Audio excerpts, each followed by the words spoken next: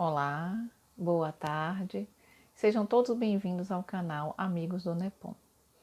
Estamos reunidos mais uma vez para a nossa palestra doutrinária da tarde de sábado.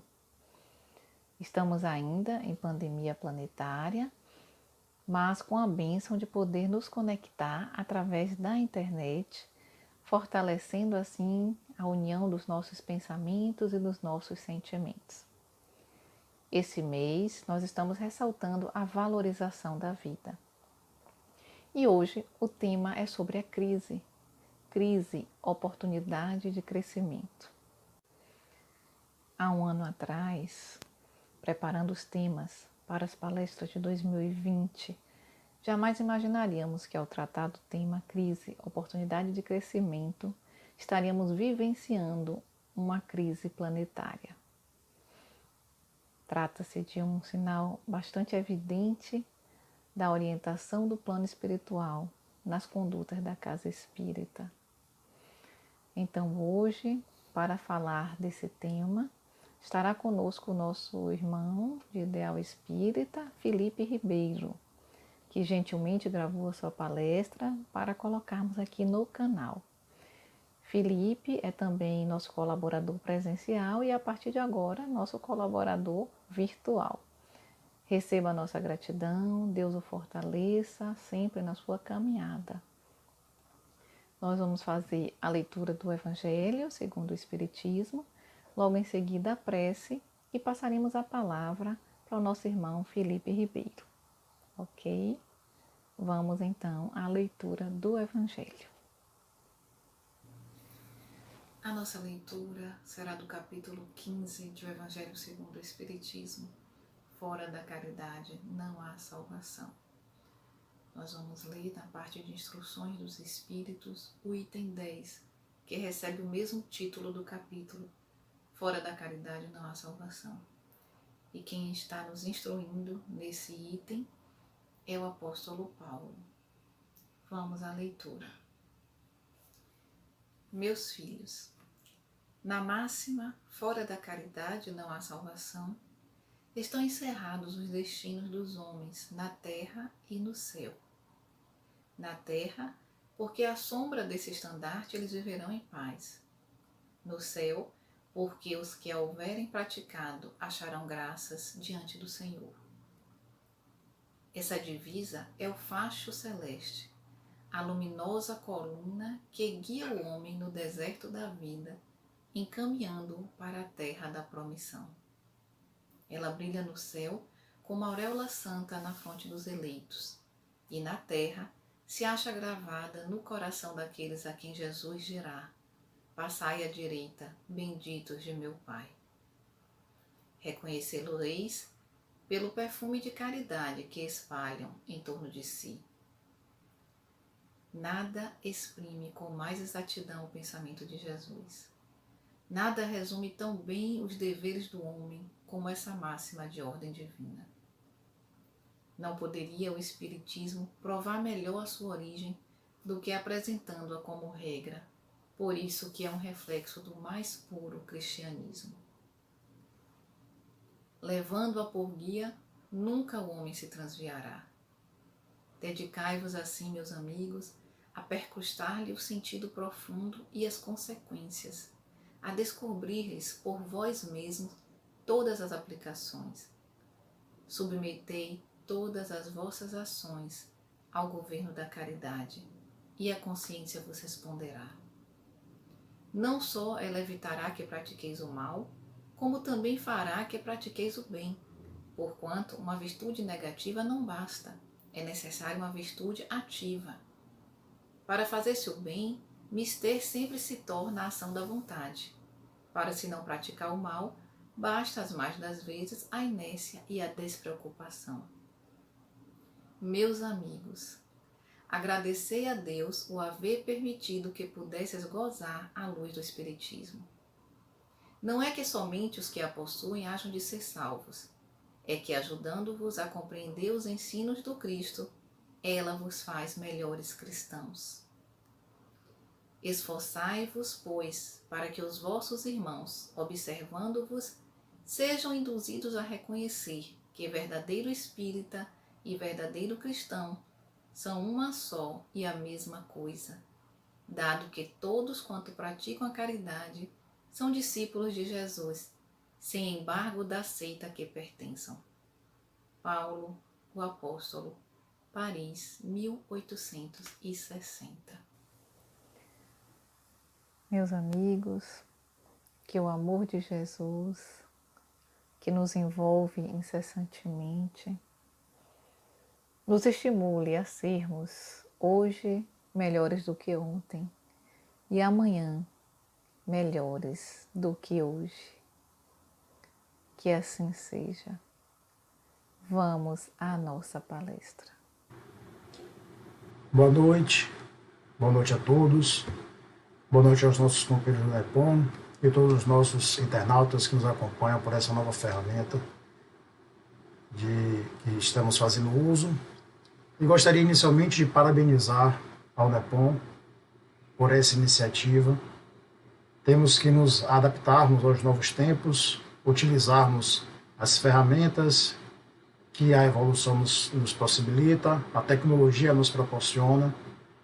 E não é porque estamos obedecendo ao isolamento social que devemos nos afastar ou não divulgar a doutrina. Justamente nesses momentos é que se faz necessário a palavra e a propagação da doutrina espírita, da doutrina do Cristo, para poder nos consolar, assim como o Espiritismo veio como o Consolador prometido. São nesses momentos em que utilizamos desse consolo. E para muitos, esse momento é um momento de crise, um momento em que estamos tendo que viver situações que muitos não estão acostumados, muitos ainda não se adaptaram. Nesse mês de maio, o NEPOM está trabalhando com a questão do suicídio, e para o tema que nos foi proposto, trabalharemos com a crise. Crise, oportunidade de crescimento. Como é que nós podemos utilizar desse momento para podermos crescer, para podermos evoluir? Porque a lei do progresso, a lei de evolução, se faz a todo instante. E eu inicio com o pensamento de Albert Einstein. Ele diz que não pretendemos que as coisas mudem se sempre fazemos o mesmo. A crise é a melhor bênção que pode ocorrer com as pessoas e países, porque a crise traz progresso. A criatividade nasce da angústia, como o dia nasce da noite escura. É na crise que nascem as invenções, os descobrimentos e as grandes estratégias. Quem supera a crise, supera a si mesmo sem ficar superado. Quem atribui à crise seus fracassos e penuras, violenta seu próprio talento e respeita mais os problemas do que as soluções. A verdadeira crise é a crise da incompetência. Sem crise, não há desafios. Sem desafios, a vida é uma rotina, uma lenta agonia. Sem crise, não há mérito. É na crise que se aflora o melhor de cada um. Então, por esse pensamento de Einstein, nós percebemos que a crise é a forma, é o modo, é o momento de nós nos reinventarmos. Há um adágio que diz que da crise à criação basta tirar o S e a crise vira CRI. CRI, se reinvente, se renove. Se renove a todo momento. E para muitos que acham que esse momento não passará, também lembremos do que Emmanuel já disse a Chico. Em um momento que Chico estava com muita angústia, e ele pedia para que Emmanuel lhe desse uma mensagem que viesse de Maria. Após alguns dias, Emmanuel pediu para que Chico anotasse no papel e guardasse em sua cabeceira. E quando ele estivesse nesses momentos de angústia, bastaria que ele lesse a mensagem que Maria trouxe. E Chico então perguntou: e qual é essa mensagem, Emmanuel? E Emmanuel lhe disse: Chico, tudo passa. Tudo passa. Até mesmo os momentos de alegria, nem queremos que aquele momento paralise no tempo, também passará. Esses momentos de tristeza, de angústia, também passará. E é a crise que faz com que saiamos da inércia, que muitas vezes nos encontramos, da acomodação, do ponto em que não sentimos mais a necessidade de evoluir por qualquer motivo, se nos sentimos acomodados. Mas para falarmos da crise é importante também entendermos o seu conceito. E eu fui buscar no dicionário. E o dicionário traz 8 conceitos para a crise. O primeiro conceito seria uma mudança brusca produzida no estado de um doente, causada pela luta entre o agente agressor e os mecanismos de defesa. O segundo conceito, período de manifestação aguda de uma doença. Por exemplo, crise de apendicite. Terceiro conceito, a manifestação violenta, repentina e breve. Por exemplo, o acesso a uma crise epilética.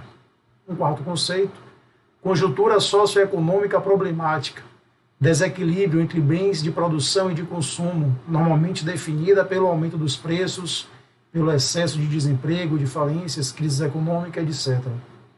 No sentido figurado, vimos também do quinto ao oitavo conceito, momento perigoso ou difícil, período de desordem, uma situação conflituosa, uma tensão, por exemplo, uma crise familiar, uma expressão de ausência, carência, uma crise de mão de obra, e em que há decadência, uma queda, uma crise de imoralidade. E o que estamos vivendo hoje, nós conseguimos perceber esses 8 conceitos em atuação. Como nós percebemos o quão nossa vida de encarnado é frágil. Um simples invasor, invisível aos olhos, consegue se instalar e ceifar a vida de milhares de pessoas. E nesse momento devemos nos questionar o que é importante. O que eu tenho feito de minha vida? O que eu tenho feito para mim? O que eu tenho feito para a minha família?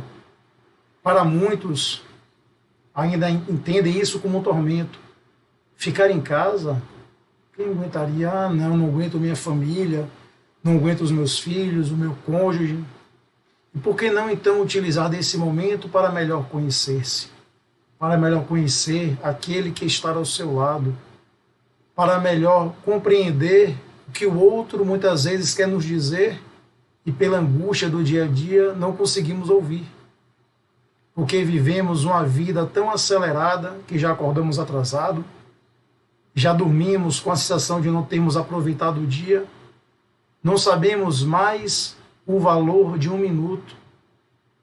Perdemos muitas vezes momentos importantes porque estamos sempre acelerados, ansiosos pelo porvir. E quando nós nos deparamos com essa situação em que temos que desacelerarmos, nós começamos a perceber o que de fato é importante, o que de fato fará com que eu perceba o que tem de valor na minha vida, o que eu estou valorizando. E a crise, quando nos tira desse ponto de incômodo, quando nos tira desse ponto de inércia, nos traz a reflexão. Então devemos agradecer a crise, porque após uma crise nunca seremos como antes. Nunca seremos como nos vimos, porque temos um convite que nos é feito a todo momento. Se conheça, conheça-se.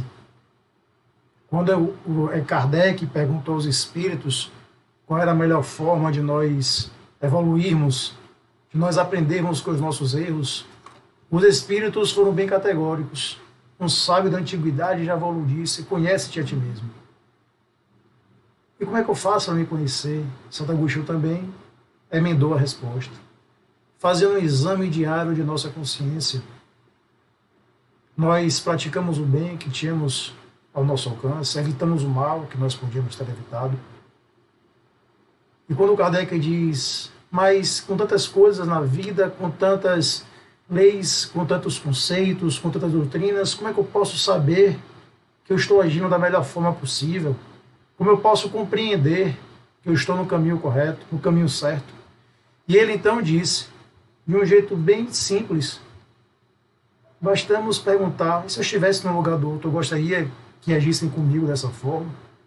Se hoje a morte do corpo físico nos arrebentasse e nós nos deparássemos perante a nossa consciência, como é que eu estaria me sentindo? Então vamos aproveitar esse momento para podermos refletir, para podermos compreender.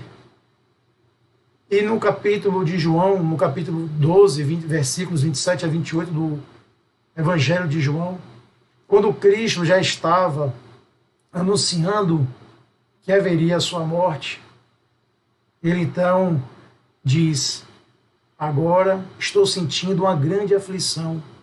O que é que eu vou dizer? Será que eu vou dizer: Pai, livra-me desta hora de sofrimento? Não, pois foi para passar por esta hora que eu vim. Pai, revela a tua presença gloriosa. Se nós nos deparássemos com essa situação perante uma morte que saberíamos que aconteceria, nós teríamos esse equilíbrio que o Mestre teve, nós conseguiríamos pedir a Deus para que nos fortalecesse ao invés de fugirmos, porque o Cristo veio para cumprir a lei, como ele mesmo disse. E nesses momentos de crise, muitos acham que devem fugir, muitos acham que a fuga é a resposta, e fogem de si mesmos, fogem das obrigações que muitas vezes são impostas, porque não conseguem compreender essas limitações.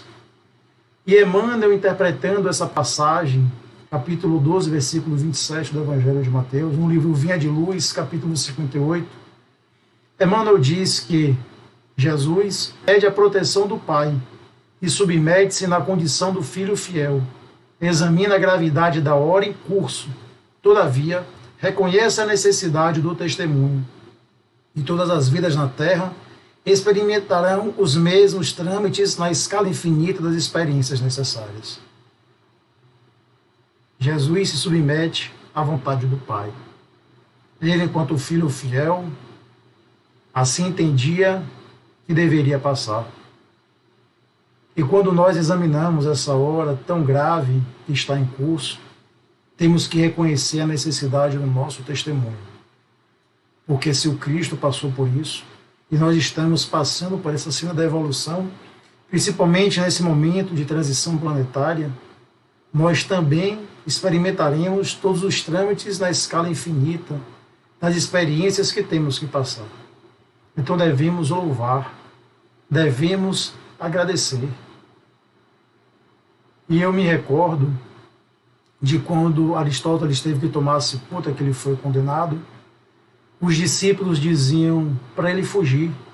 Inclusive já tinham combinado com um carcereiro para poder facilitar a fuga dele, para que ele não precisasse tomar a cicuta e assim morrer.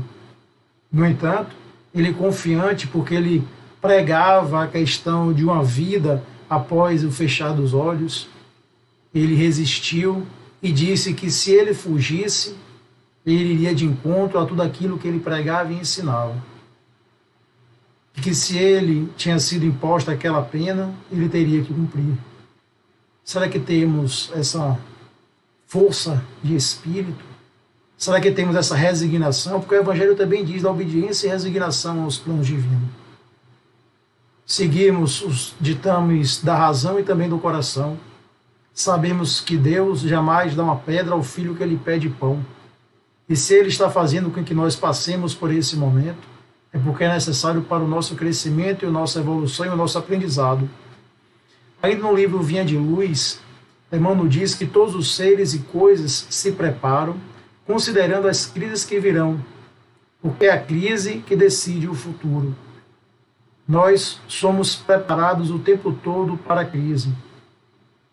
Porque se nós estamos evoluindo hoje, eu estou melhor do que eu fui outrora.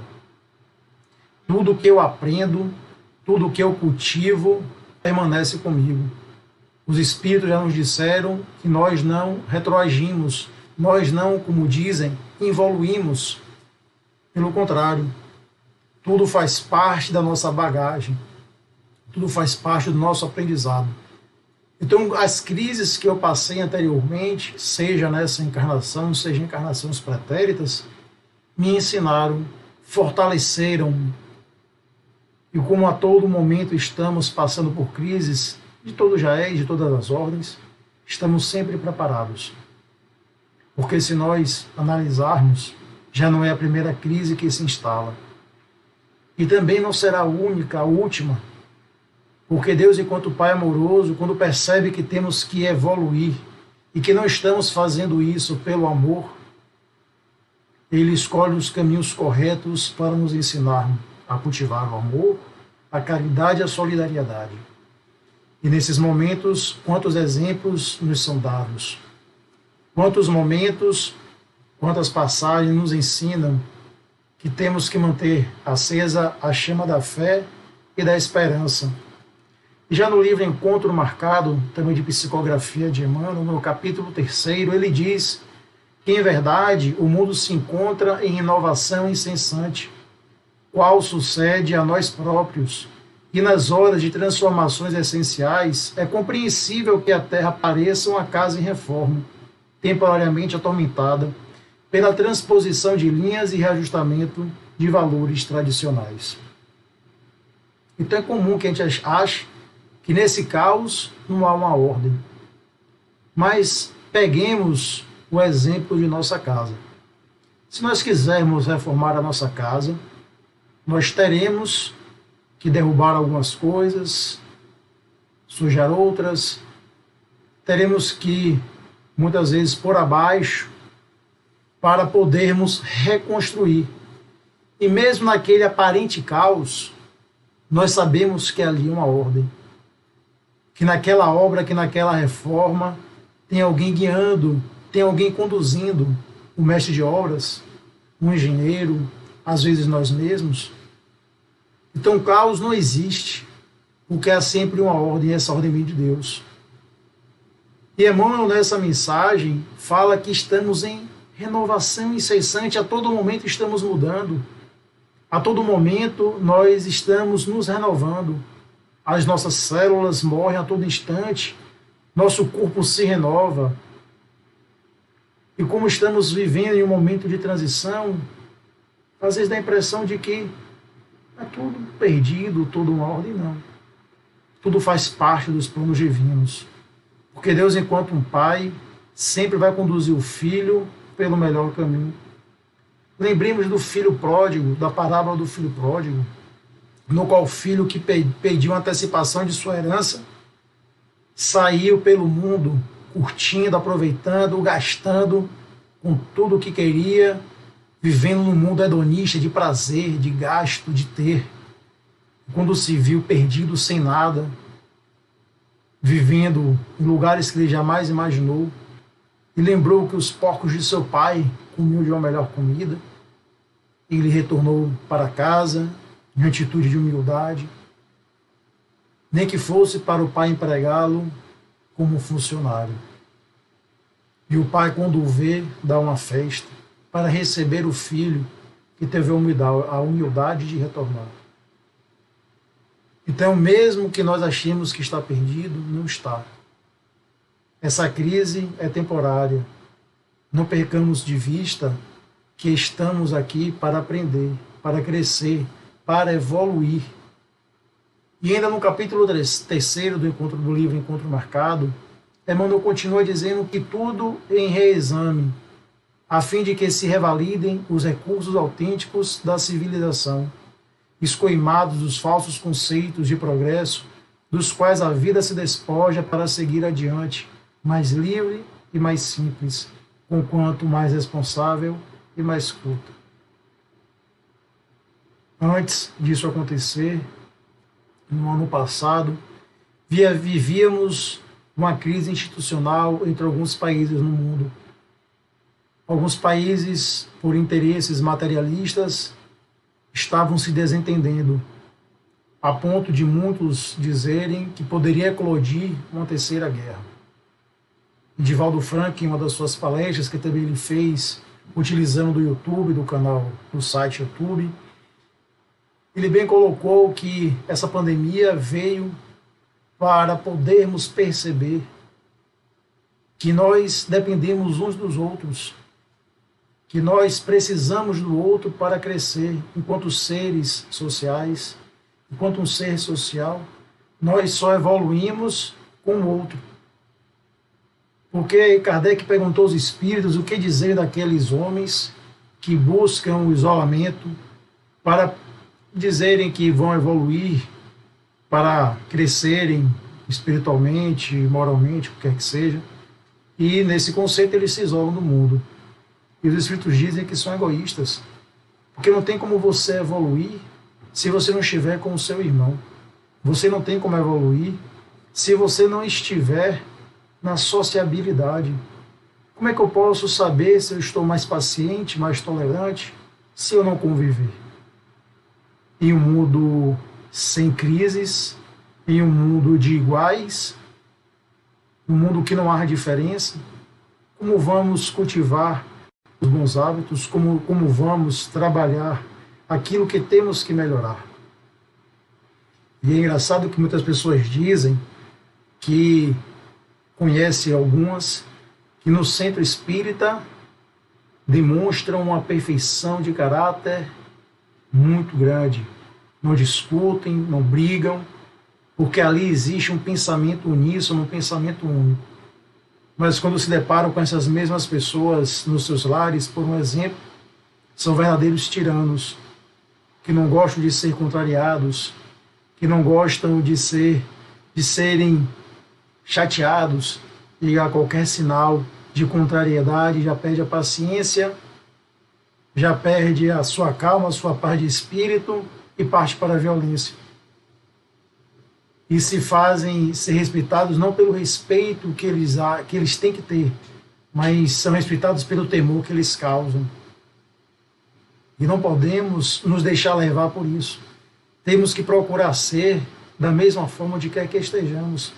E para que nós sejamos assim, temos que viver com o diferente, nessas crises, se reinventando a todo momento.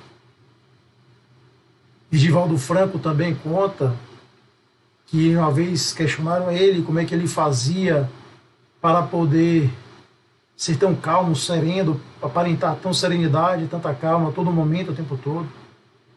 Ele disse que procurou ser na rua o que ele era no seu íntimo, na sua casa, no seu lar. Que ele procurava cultivar fora de onde morava também aqueles valores que ele cultivava internamente.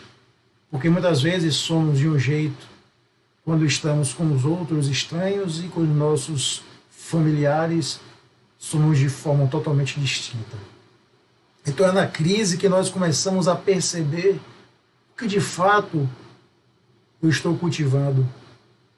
Quando eu me deparo sozinho, quando eu me deparo com a minha família, quando eu me deparo com situações que não eram planejadas, que não eram previsíveis, como é que eu tenho reagido? E muitos acham que não conseguem. Hoje, infelizmente, trazendo um pouco para o tema do mês do NEPOM, muitos acabam se desesperando e, como é noticiado, infelizmente acabam até cometendo suicídio, achando que não tem solução, vendo no desespero a única saída, acham que é a morte. Ledo engano. A morte não nos livra dos nossos sofrimentos. Pelo contrário, nós continuaremos a viver as nossas angústias. E o Espiritismo, ele veio para clarear, para nos mostrar, para nos dar a lição de que a vida continua, de que a vida perpassa essa questão física, a imortalidade do espírito, como nós podemos perceber a vida de forma muito mais ampla, dando sentido ao nosso viver, compreendendo que eu estou aqui para amar, que eu estou aqui para poder cultivar bons hábitos, cultivar bons valores. Emmanuel diz que somos todos capazes de fazer cessar em nós qualquer indução à disciplina ou à desordem. Nós temos essa capacidade. Nós somos senhores do nosso destino, como muitos dizem. Nós temos a capacidade de gerir o que passa dentro de nós, de cultivar os nossos bons sentimentos, os nossos bons pensamentos. Mas podem me questionar, Felipe, como é que eu posso fazer nesse momento em que eu não consigo mudar o meu pensamento? É tudo uma questão de hábito. Todas as vezes que vier um pensamento negativo, troque por um positivo. No início pode ser difícil. Muitos podem estar vivendo situações inimagináveis. Mas com o desespero, tomar conta de sua casa mental. Eleve o pensamento. Não precisamos fazer orações difíceis, orações complicadas, usarmos termos que muito bonitos. Não. Oração é um gesto simples, muitas vezes uma palavra. Porque oração é um sentimento que nós colocamos num pensamento, nas palavras que nós emitimos. Porque eu oro com o coração, eu não oro com as palavras. Palavras bonitas, mas vazias e destituídas de sentimentos, de nada vale. Então, nesses momentos que eu estiver passando por isso, que eu cultive um bom pensamento, que eu imagine, eu não consigo pensar em nada, filho. Imaginemos Jesus, a imagem dele. Coloquemos, fixemos ele em nossa casa mental. Nessa crise, fixemos o tempo todo a imagem do Cristo. Porque ele vai nos acalmar. E se fizermos isso, um hábito, porque nós não temos controle sobre o que pensamos, mas temos controle sobre aquilo que vai permanecer na nossa mente. Quando nós passamos a cultivar bons hábitos, só teremos bons pensamentos, porque os pensamentos ruins virão, mas passarão. Não serão fixados na nossa mente. Emmanuel ainda diz também que cada qual pode assumir as rédeas do comando íntimo e estabelecer com a própria consciência o encargo de calafetar com a bênção do serviço e da prece todas as brechas da alma, de modo a impedir a invasão da sombra no barco de nossos interesses espirituais. Vamos ajudar. Por que não aproveitar a crise para ajudarmos o outro? Por que não aproveitarmos a crise como oportunidade de sermos mais caridosos? Mas eu não tenho como fazer nada, sou do grupo de risco, não posso sair de casa. Oremos, façamos uma corrente de oração, porque podemos orar o tempo todo, em qualquer lugar, a todo instante. Vamos orar. Vamos mudar a psicosfera do mundo, vamos emanar bons sentimentos, bons pensamentos, vamos emanar amor, uma palavra de conforto, um pensamento de amorosidade. Isso está ao nosso alcance, isso nós podemos fazer. É através da bênção do serviço que nós iremos mudar também a nossa condição, sairmos dessa condição de pessimismo, de tristeza e entrarmos na condição de verdadeiras sementes de paz, de verdadeiras sementes de amor. Porque na ausência do sol, uma vela consegue acender milhares de outras, removendo o assédio da escuridão. Já nos ensinou Emmanuel. Como Einstein, na mensagem inicial, dizendo que por mais escura e difícil que seja a noite, o sol vai voltar a brilhar. O sol estará lá, cumprindo a sua função, iluminar a vida de todos nós, e mesmo que ele não esteja, que estejamos na escuridão total, na penumbra total, se nós acendermos uma vela, seremos um ponto de luz. E por que não, então, aproveitar essa crise de oportunidade para sermos esse ponto de luz em nossa casa? Por que não agradecer as dádivas e as bênçãos que Deus a todo momento nos dá? Por que não louvarmos a oportunidade de estarmos aqui vivos? Eu lembro da história de Jerônimo, conhecido como o Gigante Deitado, que com 17 anos começou já a apresentar uma dificuldade em andar e ficou tetraplégico. Daí evoluiu e ficou paraplégico, movendo somente a cabeça.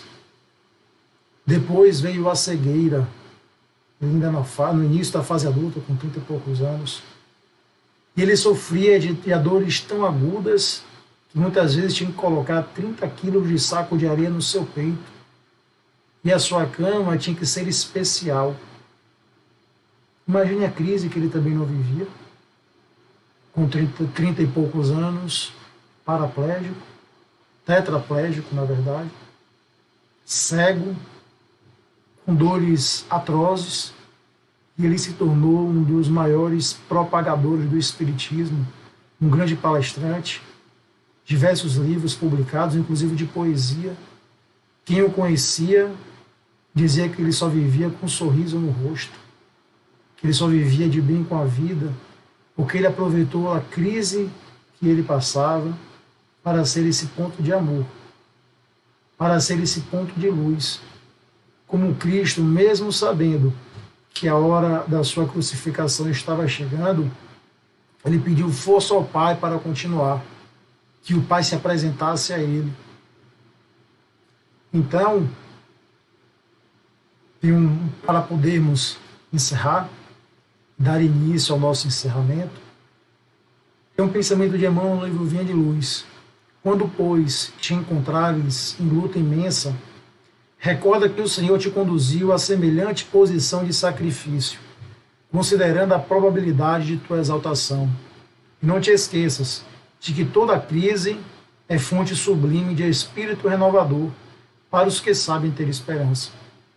A crise é o momento de aprendermos, de crescermos, de nos tornarmos melhores, de evoluirmos, de sermos aquele que temos e gostaríamos de ser. Aproveitar o momento que a crise tem para refletir, para reflexionar, para ajudar, para praticar a caridade em todas as suas formas, principalmente a caridade moral, que é tão difícil, mas também nos esqueçamos da caridade material, porque muitos também estão precisando de ajuda. E se você está passando por alguma dificuldade, que esteja precisando desabafar, porque também está em desespero, temos o CVV, Centro de Valorização da Vida, pelo telefone 88, que sempre estão a postos para poder nos ajudar. Porque Deus nos dá a ferramenta para podermos superar todas as crises que possam nos aparecer, porque estamos o tempo todo em evolução. E para encerrarmos, eu vou ler uma mensagem do livro Em Nome do Amor, a Mediunidade com Jesus, de Valdo Franco, pelo Espírito Bezerra de Menezes. A mensagem diz o seguinte: momento de crise e reflexão. Meus filhos, este é o momento da grande transição. Vive-se na Terra o período anunciado de referência às grandes mudanças que se devem operar para o surgimento da Era Nova. Toda transição produz turbulência.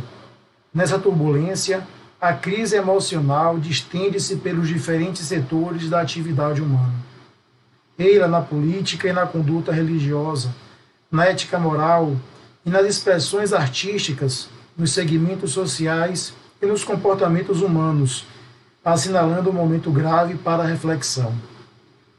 A crise, por si mesma, não tem por objetivo perturbar, mas purificar, porquanto, nas raízes linguísticas, ela significa depuração, acrisolamento. Ocorre, no entanto, que no momento da crise o indivíduo parece perder o rumo, quando se deveria revestir com equilíbrio e coragem para o enfrentamento inevitável. Colocando-se o pensamento na direção do bem, ultrapassa-se o impositivo da crise e logo advém um resultado salutar da transformação para melhor. O outono faz com que as árvores retenham a seiva nas raízes, permitindo-se morrer, aparentemente, para rejuvenescer ao suave calor da primavera. Os metais submetem-se às temperaturas elevadas das fornalhas para tornarem-se em utilidade. O barro desagradável converte-se nas mãos do oleiro em objetivo de beleza. Também o ser humano, trabalhado pelo divino oleiro, é levado às fornalhas dos sofrimentos e das crises, a fim de superar a rigidez para tornar-se útil a si mesmo e ao grupo social. Não estranhemos, pois, estes momentos de crise, de turbulência e de testemunho, graças ao Senhor da vida e ao divino amigo Jesus. A casa de Fabiano prossegue fincada na rocha, embora os vendavais que tentam derrubá-la a qualquer preço, em face dos impositivos de mudanças, adaptação aos novos tempos, gerando formulações novas que a sustentarão por outro longo período, até quando soem os impositivos do progresso e exijam-se novas crises de mudanças. Fabiano vela para que a barca que conduz leve-o com segurança ao porto da paz. Trabalhai, pois, servidores da última hora, fortalecidos na fé pelo entusiasmo de servir sem cessar, confiando que o Senhor de todos nós, porque até hoje trabalha, apoiam-nos infatigavelmente nos objetivos que abraçamos. Nossos queridos amigos que vos anteciparam na viagem de retorno ao grande lar, aqui conosco, saudam-vos, desejando-vos existência e valores morais para os enfrentamentos libertadores. Muita paz, meus filhos, são os votos do servidor humílimo e paternal de sempre, Bezerra. Mensagem psicofônica recebida pelo médium Divaldo Pereira Franco, em reunião íntima na manhã de 31 de julho de 2006, na sede da CAPEM, no Rio de Janeiro. Então, meus irmãos, eu agradeço essa oportunidade, pedindo a Deus que cubra-nos de bênçãos, de paz e de amor, e que Jesus nos abençoe hoje, agora e sempre. Fiquem com Deus.